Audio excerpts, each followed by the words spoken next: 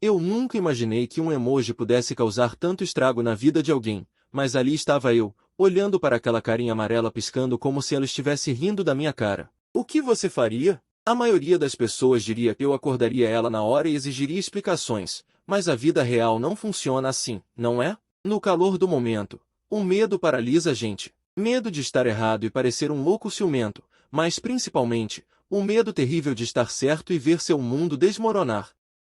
Eu devolvi o celular para o lugar dele com o cuidado de um cirurgião, cada movimento calculado para não acordar o dragão adormecido ao meu lado, e passei o resto da noite em claro, olhando para as sombras no teto e sentindo meu estômago revirar.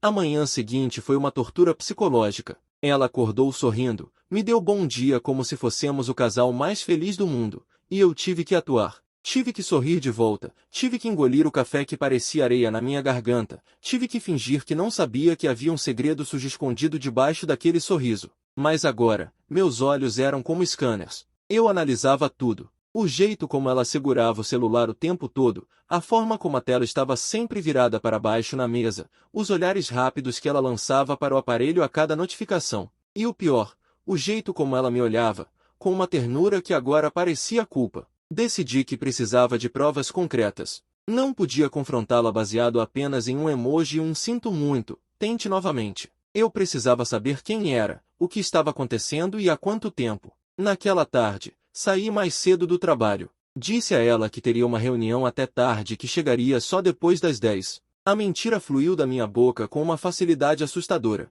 e isso me fez perceber como a desconfiança corrompe a gente. Estacionei o carro 2 ruas abaixo do nosso prédio, onde eu tinha uma visão perfeita da entrada, mas ficava escondido o suficiente para não ser notado. Me senti patético, um stalker da minha própria vida, comendo salgadinho barato e suando dentro do carro desligado, esperando que... Eu nem sabia. As horas passavam arrastadas. Vi vizinhos chegando, o porteiro trocando de turno, o entregador de pizza. E então, às 8:30 da noite, o interfone tocou lá em cima. Eu sabia porque a luz da nossa sala, que dá para a rua, piscou. É um defeito elétrico antigo que a gente nunca consertou. Sempre que o interfone toca, a luz da sala dá uma leve oscilada. Meu coração disparou. Peguei o binóculo que eu usava para ver jogos no estádio. Sim, eu tinha levado um binóculo, pode rir, e foquei na entrada do prédio. O portão de vidro se abriu. E quem saiu não foi ela. Foi o nosso vizinho do 402, o Marcelo. Marcelo era aquele tipo de cara que todo mundo gosta. Simpático, casado, pai de uma menininha linda, sempre cumprimentava a gente no elevador com um sorriso largo, perguntava do trabalho, emprestava ferramentas. A gente já tinha até jantado na casa dele e da esposa algumas vezes. Não pode ser, eu pensei. É coincidência. Ele estava saindo para correr ou passear com o cachorro. Mas ele não estava de roupa de ginástica. Ele estava arrumado. Camisa social, perfume que eu conseguia imaginar daqui, cabelo penteado. E ele não saiu para a rua. Ele ficou parado na calçada, olhando para cima, para a nossa janela. E então, o celular dele tocou. Ele atendeu rápido, olhou para os lados como quem confere se o terreno está limpo, e entrou no carro dele, que estava estacionado bem na frente. Mas ele não ligou o motor. Ficou lá dentro, com a luz interna apagada. 5 minutos depois, o portão do prédio abriu de novo. E lá estava ela, minha noiva, linda, com aquele vestido preto que eu adorava e que ela dizia que era só para ocasiões especiais. Ela olhou para os 2 lados da rua, rápida, nervosa, e caminhou direto para o carro do Marcelo. Ela abriu a porta do passageiro e entrou. Naquele momento, eu não senti raiva. Senti um vazio. Um buraco negro se abrindo no meio do meu peito e sugando tudo que eu sentia por ela, toda a nossa história, todos os planos. Era como assistir a um filme de outra pessoa. Eu vi o carro dele sair, vi as luzes traseiras virarem a esquina, e continuei ali, parado, segurando o volante com tanta força que meus nós dos dedos ficaram brancos. Eu podia ter seguido eles, podia ter feito um escândalo, mas eu não conseguia me mexer. O choque é uma anestesia poderosa. Voltei para casa como um zumbi. O apartamento estava vazio e silencioso, com aquele cheiro dela ainda no ar. Entrei no nosso quarto e olhei para a cama onde a gente dormia todas as noites. Olhei para as fotos na parede. Tudo parecia mentira. Tudo parecia um cenário de teatro barato que tinha acabado de ser desmontado. Fui até a cozinha e abri uma garrafa de uísque. Sentei no sofá, no escuro, e esperei. Eu ia esperar ela chegar. E dessa vez, não haveria mentiras. Não haveria reunião até tarde. Haveria verdade, nua e crua, doesse a quem doesse. Ela chegou pouco depois das 11. Entrou tentando fazer pouco barulho, tirando os sapatos na porta. Quando acendeu a luz da sala e me viu sentado ali, com a garrafa de uísque pela metade na mesa, ela deu um grito abafado. Amor! Você me assustou. Pensei que ia chegar só mais tarde. A atuação dela merecia um Oscar.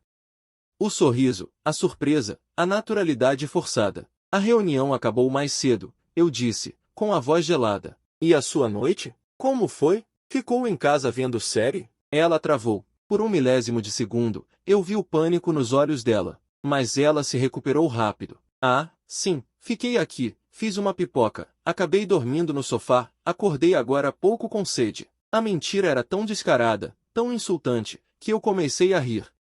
Uma risada seca, sem humor nenhum. Pipoca, eu perguntei, levantando. Estranho. Não tem cheiro de pipoca na casa, mas tem cheiro de perfume masculino em você. O rosto dela ficou branco como papel. Ela deu um passo para trás, instintivamente. Do que você está falando? Você bebeu. Bebi, respondi, me aproximando. Bebi para conseguir olhar na sua cara. O vestido preto caiu bem para ficar comendo pipoca no sofá, hein? E o Marcelo? Ele gosta de pipoca também. O nome dele foi como um tapa na cara dela. Ela abriu a boca, fechou, tentou falar, gaguejou. A máscara tinha caído. Não tinha mais como voltar atrás. Eu posso explicar, ela começou, com aquela frase clássica de quem não tem explicação nenhuma. As lágrimas começaram a brotar nos olhos dela, lágrimas de crocodilo, eu pensei. Não é o que você está pensando, a gente só conversou. Conversou, eu gritei, perdendo o controle pela primeira vez.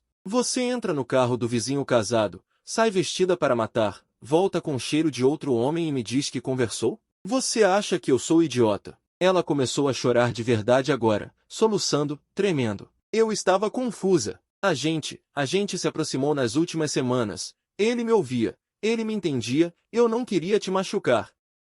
Não queria me machucar, eu repeti, sentindo o gosto de bile na boca. Você dormiu com ele? O silêncio que se seguiu foi a resposta mais barulhenta que eu já ouvi na vida. Ela baixou a cabeça e não disse nada. E aquele silêncio confirmou tudo. Não foi só uma carona. Não foi só uma conversa. Minha noiva, a mulher que eu ia levar para o altar em 3 meses, tinha dormido com o nosso vizinho casado. O cara que me emprestava a furadeira. Eu queria quebrar tudo. Queria gritar até perder a voz. Mas em vez disso, senti uma exaustão profunda. Sai daqui, eu disse, baixo. O quê? Ela perguntou, chorando. Sai da minha casa. Agora. Vai para a casa da sua mãe. Vai para um hotel. Vai para o inferno. Eu não me importo. Só sai da minha frente. Ela tentou argumentar, tentou me tocar, mas eu me afastei como se ela tivesse uma doença contagiosa. Ela pegou a bolsa, chorando copiosamente, e saiu. Ouvi a porta bater e desabei no sofá. Achei que o fundo do poço era ali. Achei que nada podia ser pior do que aquilo. Ser traído com o vizinho. O clichê dos clichês. Mas eu estava enganado. Ah, como eu estava enganado. O destino, meus amigos, ele tem um senso de humor sádico. Porque no dia seguinte, quando a poeira começou a baixar e eu comecei a tentar juntar os cacos da minha dignidade, a campainha tocou. E não era ela pedindo perdão. Não era o Marcelo vindo se explicar. Era alguém que eu jamais esperaria ver ali. Alguém que mudaria toda a história e transformaria minha tragédia pessoal em algo muito, muito mais complexo e perigoso. Naquela manhã de terça-feira, a campainha tocou e eu quase não atendi. Estava jogado no sofá com a mesma roupa do dia anterior, uma dor de cabeça latejante e a certeza absoluta de que qualquer pessoa que estivesse do outro lado da porta só traria mais problemas. Mas a insistência foi tanta que eu me arrastei até lá, abri a porta pronto para mandar quem quer que fosse para o inferno, e dei de cara com a última pessoa que eu imaginava. Era Camila, irmã da minha noiva. Ou melhor, da minha ex-noiva. A Camila era o oposto da irmã em tudo. Enquanto a minha ex era calma, organizada e metódica, a Camila era o caos em forma de gente. Tatuada, cabelo colorido, sempre envolvida em algum drama, ovelha negra da família. A gente nunca se deu muito bem. Ela me achava careta, eu achava ela irresponsável. Mas ali, parada na minha porta às 9 da manhã, ela não parecia a rebelde de sempre. Ela parecia assustada. Posso entrar? Ela perguntou, sem nem esperar resposta, já passando por mim. Ela fechou a porta atrás de si, trancou as duas fechaduras e olhou pelo olho mágico, como se estivesse fugindo da polícia. A gente precisa conversar.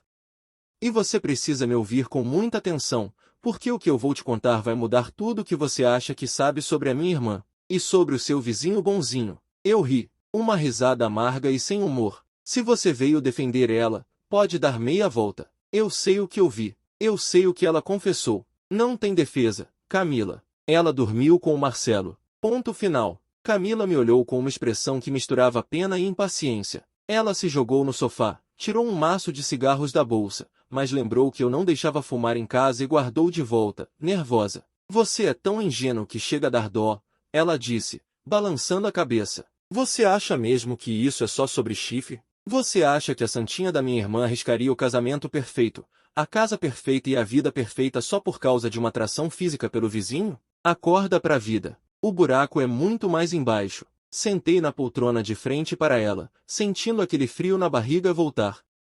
O tom de voz dela não era de fofoca, era de medo. Do que você está falando? Perguntei. Fala logo. Ela respirou fundo, olhou para os lados como se as paredes tivessem ouvidos, e sussurrou.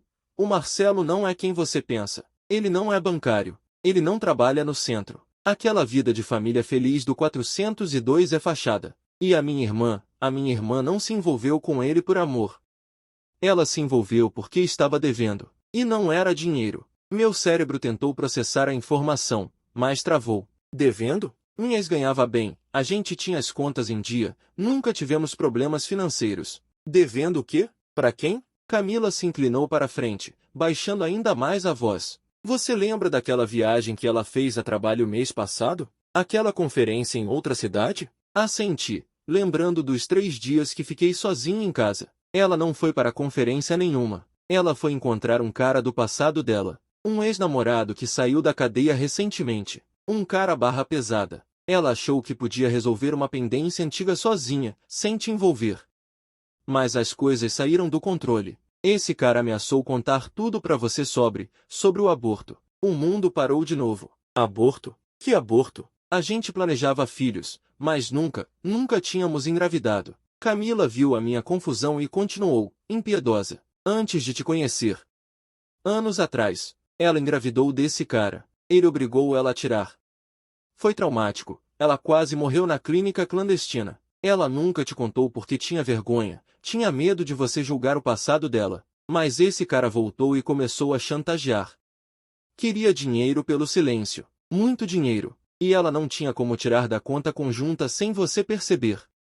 Eu estava tonto. Era informação demais. Era como descobrir que eu tinha vivido 5 anos com uma estranha. E onde o Marcelo entra nisso? Perguntei, com a voz falhando. O Marcelo, Camila engoliu em seco. O Marcelo é quem cobra. Ele trabalha para agiotas, para gente perigosa. Ele empresta dinheiro a juros abusivos e cobra quem não paga. A minha irmã, no desespero, pegou o dinheiro com ele para pagar o chantagista. Ela achou que ia conseguir repor antes de você notar. Mas os juros do Marcelo são impagáveis. E a forma de pagamento que ele exigiu quando ela não teve o dinheiro, bem, você descobriu ontem à noite. Senti náuseas. A imagem da minha noiva entrando no carro do vizinho, que eu achava ser traição por desejo, agora ganhava um contorno de abuso, de coação, de terror. Ela não estava me traindo. Ela estava tentando sobreviver.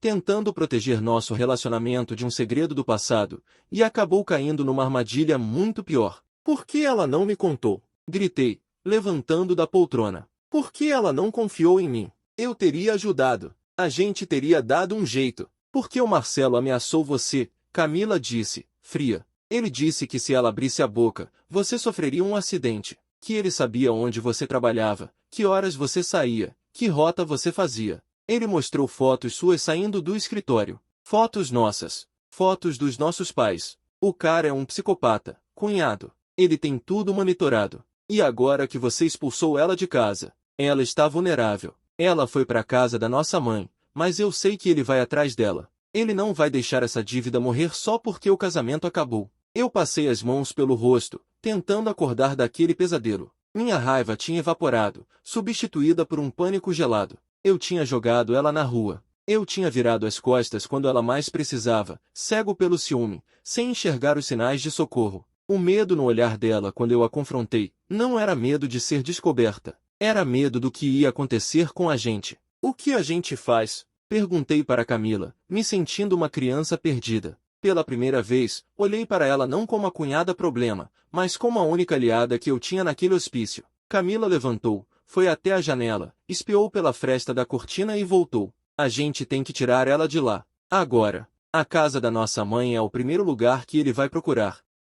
Mas a gente não pode ir com o seu carro. Ele conhece seu carro. Vamos com o meu. E tem mais uma coisa, ela hesitou, mordendo o lábio, e naquele momento eu vi que a parte mais difícil da conversa ainda não tinha chegado. Ontem à noite, depois que ela saiu daqui, ela me ligou desesperada. Ela disse que o Marcelo deu um ultimato. Ele disse que a dívida não foi paga com o que aconteceu no carro. Ele disse que os juros subiram. E que agora, para quitar tudo e deixar vocês em paz, ele quer outra coisa. O que ele quer? Perguntei, já imaginando o pior.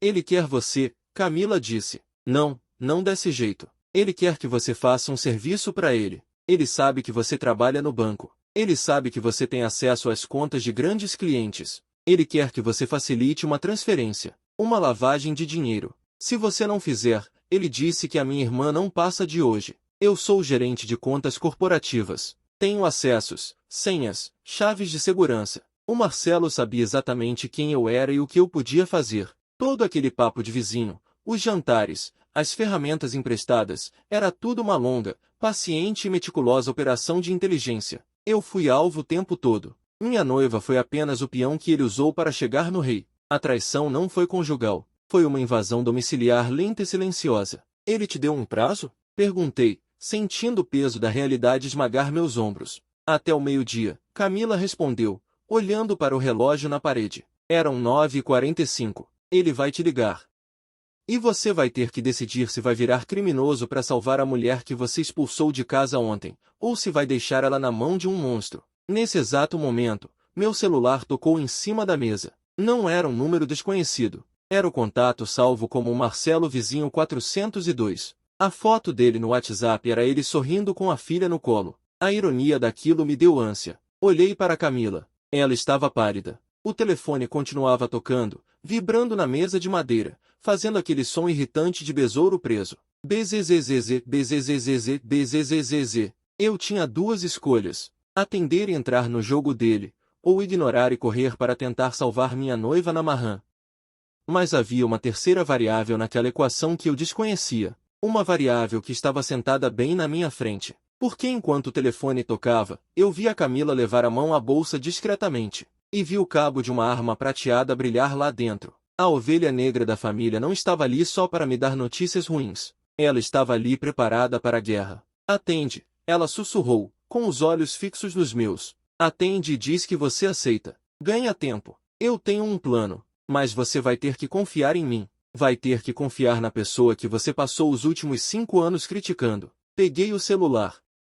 O dedo pairou sobre o botão verde. Minha vida honesta, minha carreira, minha paz, tudo estava prestes a acabar naquele deslize de dedo. Respirei fundo, olhei para a arma na bolsa da Camila, pensei na minha noiva chorando sozinha, e atendi. Alô, Marcelo, minha voz saiu firme, surpreendentemente firme. Bom dia, vizinho. A voz dele era a mesma de sempre, alegre, cordial. Desculpa te ligar assim no meio da manhã, mas é que a gente tem um assunto pendente para resolver, né? E o tempo tá correndo. Tic-tac, tic-tac. O jogo tinha começado. E eu não fazia ideia de que as regras iam mudar tão rápido. Aceitar aquela ligação foi como assinar um contrato com o diabo sem ler as letras miúdas, porque no segundo em que eu disse alô, a dinâmica da minha vida mudou para sempre. O Marcelo não perdeu tempo com rodeios, ele foi direto ao ponto com aquela tranquilidade assustadora de quem sabe que tem o controle total da situação. Ele me disse exatamente o que eu precisava fazer: acessar uma conta específica de uma empresa de fachada que eles mantinham no banco, autorizar uma transferência internacional que estava bloqueada pelo sistema de compliance e apagar o rastro digital da operação. Parecia coisa de filme, mas a realidade era muito mais crua. Ele me deu os dados, os códigos e um prazo de 2 horas. Se o dinheiro não estiver na conta em Singapura até o meio-dia, sua noiva vai sofrer um acidente doméstico muito triste na casa da mãe dela, ele disse, antes de desligar. O telefone ficou mudo na minha mão, pesado como um tijolo. Olhei para Camila, que estava me observando com uma intensidade que eu nunca tinha visto nela. O que ele disse? Ela perguntou, guardando a arma na bolsa. Eu expliquei o plano, sentindo o suor escorrer pelas minhas costas. Ela ouviu em silêncio, processando cada detalhe. A gente não pode fazer isso, ela disse, decidida. Se você fizer essa transferência, eles vão te matar depois. Você vira uma ponta solta. Eles não deixam testemunhas, cunhado. A única razão de você estar vivo até agora é porque eles precisam da sua senha e da sua biometria. Depois que o dinheiro sair, você é descartável. Eu sabia que ela estava certa. Eu tinha assistido filmes o suficiente, lido notícias o suficiente. Mas a alternativa era deixar minha noiva morrer. Então qual é o plano? Perguntei, sentindo o tempo escorrer como areia entre os dedos. Camila sorriu, um sorriso perigoso. O plano é dar a eles o que eles querem, mas com uma armadilha. Você vai fazer a transferência, mas vai programar um estorno automático para 24 horas depois. Existe um protocolo de segurança para transações suspeitas que permite isso? Não existe? Eu balancei a cabeça. Existe, mas eu preciso de uma autorização superior para ativar esse protocolo sem que o sistema alerte eles na hora. E meu chefe está em uma convenção em São Paulo. Camila revirou os olhos. Você não precisa do seu chefe. Você precisa da senha dele. E eu sei que você sabe qual é. Por que você reclamou no Natal passado que ele usa a data de nascimento da filha em tudo? Ela tinha razão. Eu sabia a senha. Mas invadir a conta do meu chefe e autorizar uma operação daquele tamanho era suicídio profissional e cadeia na certa. Se eu fizer isso, eu vou preso, eu disse, sentindo o pânico subir. Se você não fizer, sua noiva morre e você morre logo em seguida, ela rebateu, seca. Entre a cadeia e o cemitério, eu prefiro te visitar na cadeia. Não havia como argumentar contra aquela lógica brutal. Peguei meu notebook, conectei na VPN do banco e comecei a digitar. Meus dedos tremiam tanto que eu errei a senha 2 vezes. Na terceira, entrou. O sistema do banco se abriu na minha frente como uma boca faminta. Localizei a conta. Era uma empresa de importação de peças automotivas, com um saldo ridículo, mas com uma transferência pendente de 12 milhões de reais vindo de um paraíso fiscal, travada no filtro de segurança. 12 milhões. Aquele era o preço das nossas vidas. O Marcelo não era um agiota de bairro. Ele era peixe grande. Respirei fundo e comecei o processo. Liberei a entrada do valor. O sistema pediu a confirmação biométrica. Coloquei meu dedo no leitor. Aprovado. O dinheiro caiu na conta. Agora vinha a parte difícil. A transferência para Singapura. Configurei a remessa. Coloquei os dados que o Marcelo tinha me passado. Mas antes de dar o ok final, abri a aba de protocolos de segurança avançados com a senha do meu chefe. Lá estava a opção. Sinalizar para reversão administrativa, fraude suspeita, silencioso. Marquei a caixa. O sistema me avisou. Esta operação será revertida em 24 horas se não houver confirmação presencial do titular.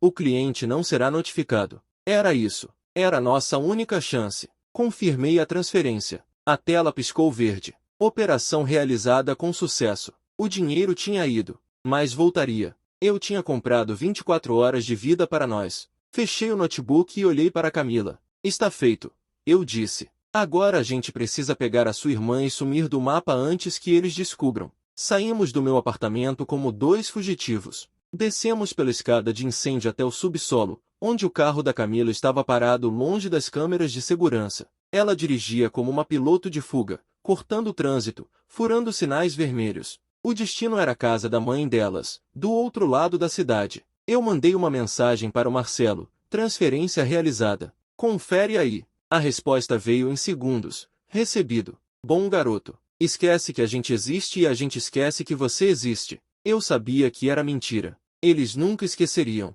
Chegamos na casa da minha sogra derrapando. O portão estava aberto. Meu coração parou. Fica aqui, Camila disse, tirando a arma da bolsa de novo. Nem pensar, respondi, abrindo a porta do carro. Entramos na casa correndo. A sala estava revirada. Vaso quebrado no chão, cadeiras derrubadas. Mãe? Luana, Camila gritou. Silêncio. Corremos para os quartos. No quarto da minha sogra, encontramos ela amarrada na cama, amordaçada, com os olhos arregalados de terror.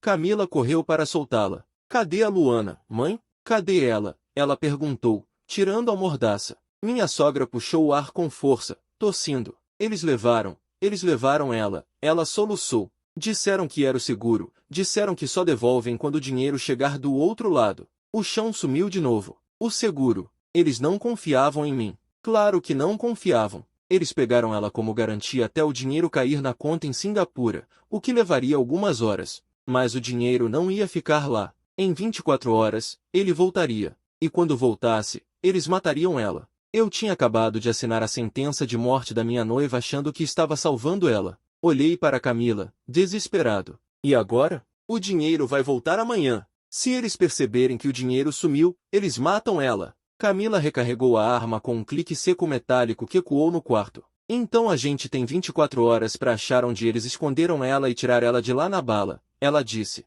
Você sabe atirar, cunhado. Eu nunca tinha segurado uma arma na vida. Eu era bancário. Meu instrumento de trabalho era uma calculadora HP. Mas naquele momento, olhando para a destruição daquela família e sabendo que a mulher que eu amava estava nas mãos de psicopatas por minha causa, algo dentro de mim mudou. Uma chave virou. O medo se transformou em uma fúria fria e calculista. Não sei atirar, respondi, pegando uma faca de cozinha que estava caída no chão da sala na saída. Mas eu aprendo rápido. Saímos da casa com um único objetivo, caçar o Marcelo. Mas a gente não sabia por onde começar. Foi quando o celular da minha sogra tocou. Era uma chamada de vídeo. Camila atendeu. A imagem apareceu tremida. Era o Marcelo. Ele estava num galpão escuro. Atrás dele, amarrada numa cadeira, com o rosto machucado, estava Luana. Oi, família, ele disse, com aquele sorriso nojento. Só para avisar que a mercadoria chegou bem. Mas tem um probleminha. Meu contato em Singapura disse que o dinheiro entrou como pendente de verificação.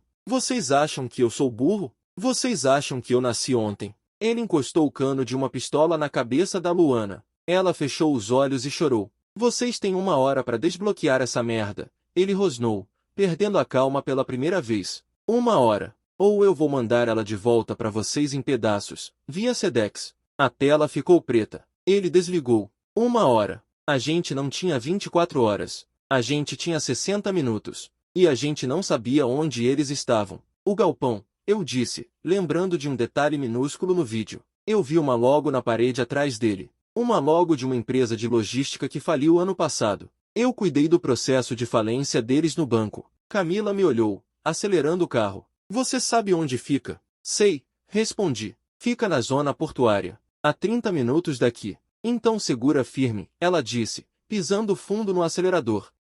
Porque a gente vai chegar lá em 15. O motor rugiu, e nós disparamos pelas ruas da cidade como 2 mísseis teleguiados em direção ao inferno, prontos para a batalha final das nossas vidas. Chegamos à zona portuária derrapando pneus. O lugar era um cemitério de contêineres e galpões abandonados, com aquele cheiro de maresia misturado com óleo diesel que impregna tudo. Camila desligou o carro e nós dois ficamos em silêncio por um segundo, ouvindo apenas o estalo do motor esfriando e o som distante de gaivotas. Ela checou a arma uma última vez, respirou fundo e olhou para mim. A partir de agora, não tem volta, ela disse. Você entra pela porta da frente, faz barulho, chama a atenção. Eu dou a volta e entro pelos fundos. Se eles te pegarem, ganhe tempo. Fale qualquer coisa, mas não deixe eles te matarem antes de eu chegar. Eu balancei a cabeça, sentindo meu estômago dar um nó. Era um plano suicida, mas era o único que tínhamos. Desci do carro e caminhei em direção ao galpão com a logo desbotada que eu tinha visto no vídeo. A porta de metal estava entreaberta. Entrei com as mãos para cima, gritando, Marcelo, o dinheiro já saiu. Eu vim buscar ela. Minha voz ecoou no espaço vazio, batendo nas paredes de metal e voltando para mim. Ninguém respondeu. Dei mais alguns passos para dentro da penumbra. Marcelo, aparece! De repente, uma luz forte acendeu na minha cara, me cegando. Instintivamente, coloquei a mão na frente dos olhos. Ora, o bancário tem coragem. A voz do Marcelo veio de algum lugar atrás do holofote. Achei que você ia ficar chorando debaixo da cama. Quando meus olhos se acostumaram com a luz, eu vi. Eles estavam em uma plataforma elevada, no fundo do galpão. Marcelo segurava Luana pelo braço, e havia mais 2 homens armados ao lado dele. Luana estava chorando, com fita adesiva na boca de novo. O dinheiro ainda não foi liberado lá fora. Marcelo gritou. O que você fez? Tentou dar uma de esperto. Eu engoli em seco. É o sistema, gritei de volta. Demora para processar. Eu vim aqui pessoalmente para garantir que você não fizesse nenhuma besteira enquanto espera. Ele riu. Garantir? Você? Você não garante nem a sua própria segurança, meu amigo. Sobe aqui. Vamos esperar juntos. Subi as escadas de metal enferrujado com as pernas tremendo. Quando cheguei na plataforma, um dos capangas me revistou e tirou a faca de cozinha que eu tinha enfiado no cinto. Marcelo pegou a faca, olhou para ela e riu ainda mais alto. Uma faca de pão? Sério? Você ia me matar com uma faca de pão? Ele jogou a faca longe. Senta aí, ele ordenou, apontando para uma cadeira ao lado da Luana. Sentei. Ela me olhou com aqueles olhos cheios de terror e culpa, e eu tentei passar alguma segurança pelo olhar, mas eu estava tão apavorado quanto ela. Onde estava Camila? Por que ela estava demorando tanto? Os minutos se arrastavam. Marcelo andava de um lado para o outro, checando o celular a cada 10 segundos. Se esse dinheiro não cair em 5 minutos, eu vou começar cortando um dedo dela, ele disse, parando na nossa frente. E você vai escolher qual dedo? Meu coração parou. 5 minutos. Onde diabos estava Camila? Foi quando ouvi um barulho, um som metálico, vindo de cima. Olhei discretamente. Havia uma passarela de manutenção que corria logo acima de nós. E lá estava ela, Camila, rastejando como uma sombra. Ela fez um sinal para mim, abaixa. Não pensei duas vezes. Me joguei no chão e puxei a cadeira da Luana junto comigo, derrubando nós dois. No mesmo instante, o primeiro tiro ecoou. O capanga da direita caiu, gritando. O caos se instalou. Marcelo e o outro homem começaram a atirar para cima, sem saber de onde vinha o ataque. Camila atirava com precisão, protegida pelas vigas de aço. Corre! Ela gritou lá de cima. Eu tentei desamarrar a Luana com as mãos trêmulas, mas o nó estava muito apertado. O Marcelo viu. Ele parou de atirar para cima e apontou a arma para nós. Ninguém sai daqui, ele berrou. Fechei os olhos, esperando o impacto da bala. Mas o tiro não veio. Ouvi um som surdo de impacto e um grito de dor do Marcelo. Abri os olhos. Camila tinha pulado. Ela saltou da passarela, caindo em cima dele como um demônio. A arma dele voou longe. Os dois rolaram no chão, trocando socos. O outro capanga tentou mirar nela, mas eu, num impulso de adrenalina que eu nem sabia que tinha, peguei a cadeira de metal onde eu estava sentado e arremessei com toda a força nele. A cadeira acertou a cabeça dele em cheio. Ele cambaleou e caiu, desacordado. Corri para ajudar a Camila, mas ela já tinha resolvido. Ela estava em cima do Marcelo, com a arma dele apontada para a testa dele. Ele estava ofegante, com o nariz sangrando, rindo. Vai em frente, ele disse, cuspindo sangue. Me mata. A dívida não morre comigo. Outros virão. Camila engatilhou a arma. Eu vi nos olhos dela que ela ia puxar o gatilho. Não, eu gritei. Não vale a pena, Camila. A polícia tá chegando. Eu acionei o alarme silencioso do banco junto com a transferência. Era mentira, mas funcionou. Ela hesitou. Nesse segundo de dúvida, ouvimos as sirenes. Sirenes de verdade. Muitas delas. Alguém tinha chamado a polícia. Talvez um vizinho do galpão. Talvez a minha sogra tivesse conseguido se soltar. Não importava. A cavalaria estava chegando. Marcelo, percebendo que tinha perdido, parou de rir. Camila levantou, ainda com a arma apontada para ele, e recuou até nós. Terminei de soltar a Luana. Ela abraçou a irmã, soluçando, e depois me abraçou. Ficamos ali, os três, sujos, machucados, exaustos, enquanto a polícia invadia o galpão gritando mãos na cabeça. Semanas depois, as coisas começaram a se acalmar.